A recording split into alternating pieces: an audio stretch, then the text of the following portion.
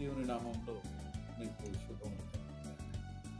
దేవుని స్తుతించుడి, ఎల్లప్పుడూ దేవుని స్తుతించుడి అన్నటువంటి బహు ప్రాచుర్యమైనటువంటి కీర్తనతో కోటాను కోట్ల సార్లు మనము దేవదేవుడిని ఆరాధించాం. ఈ పుస్తకం గురించి నేర్చుకున్నాం. ఈ పుస్తకము కీర్తనల గ్రంథం ఏదైతే తెలుగులో అంటామో, ఈ పుస్తకానికి మొదట హిబ్రూ భాషలో తెహీలీం అని పేరు పెట్టారు.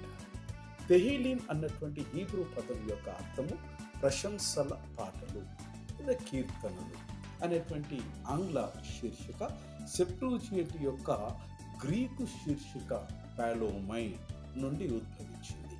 ఈ పాలోమై అన్నటువంటి దానికి అర్థము స్తుతి గీతాలు లేదా ఏ సేక్రెడ్ సాంగ్ ఆర్ పోయం అని కూడా దీని యొక్క అర్థం.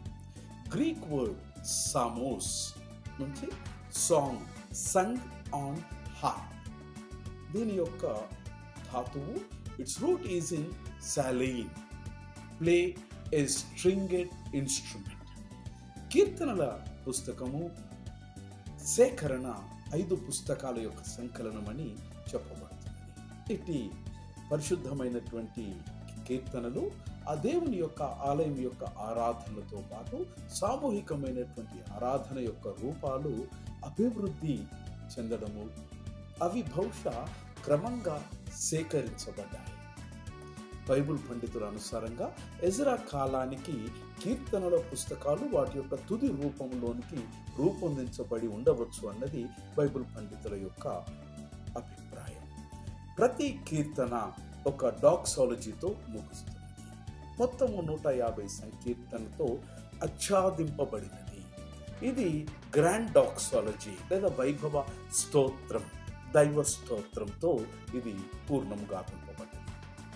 బుక్ ఆఫ్ సాంగ్స్ లేదా సంకీర్తనలు అనేది ఇది ప్రార్థనలతో కవిత మరియు స్తుతి కీర్తనల యొక్క సమాహారం. ఇది భక్తునికి లేదా ఆరాధించే వారి యొక్క ఆలోచనలను, దేవునిపై వారి యొక్క ప్రశంసలను మరియు ఆరాధనలో కేంద్రీకరిస్తుంది.